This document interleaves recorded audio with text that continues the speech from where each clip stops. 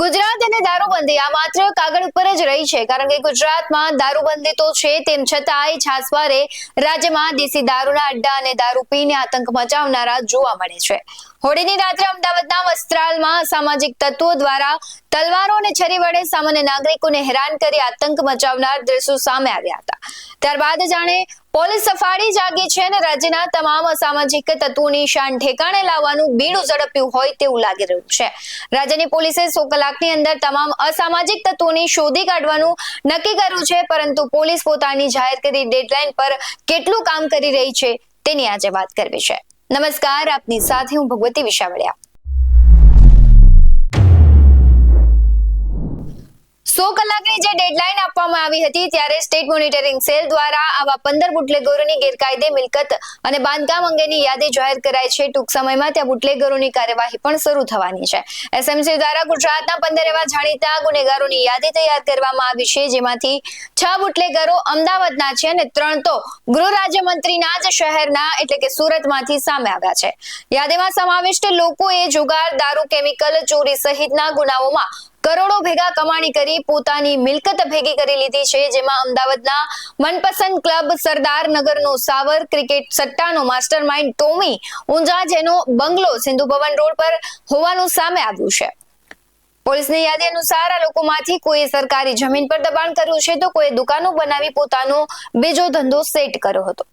આ પહેલા પણ પોલીસે સમગ્ર અમદાવાદમાં સક્રિય હોય તેવી 10 જેટલી ગેંગની યાદી તૈયાર કરી છે, જેમાં ઘાટોલિયા, વાડજ, ખોખરા, અમરાઈવાડી, જુહાપુરા, નારોલ, બટવા સહિતના વિસ્તારોમાં સક્રિય હોય તેવી ગેંગનો સમાવેશ થાય છે, જેમાં વેપારીઓ પાસે ખંડણી માંગવી, ડ્રગ્સના નેટવર્ક ચલાવવા, જમીન સહિતની મિલકતો હડપ કરવી, લૂંટ કરવાના ગુનેગારમાં સંડોવાયેલા ગેંગનો સમાવેશ થાય છે.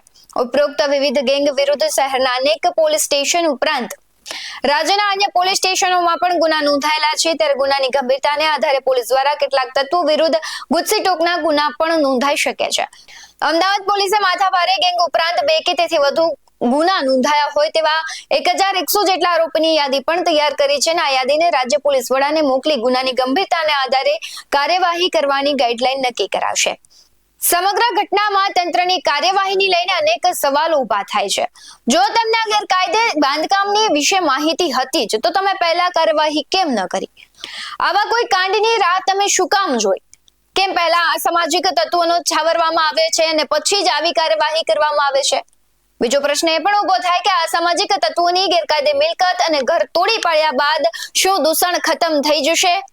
દારૂ અને જુગારમાં સંડોવાયેલા અસામાજિક તત્વો અને તેમના મુખ્ય ધંધા પર કાર્યવાહી કરવામાં કેમ નથી આવી રહી? કોઈ દારૂના અડ્ડા કે જુગારધામ ઉપર રાજ્ય સરકારની લાલ આંખ થશે કે કેમ, તે એક મહત્વનો પ્રશ્ન છે.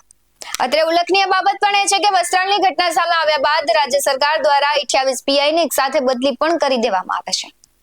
સમગ્ર ઘટનાને જોઈને કહેવાનું મન થાય કે આવી બધી ઘટનાઓ બની ત્યારબાદ પોલીસ છે તે એક્શન મોડમાં આવે છે, પરંતુ આની પહેલા જ જો કાર્યવાહી કરવામાં આવી હોત તો અસામાજિક તત્વો છે તે આટલી હદે બેખોફ ન બન્યા હોત.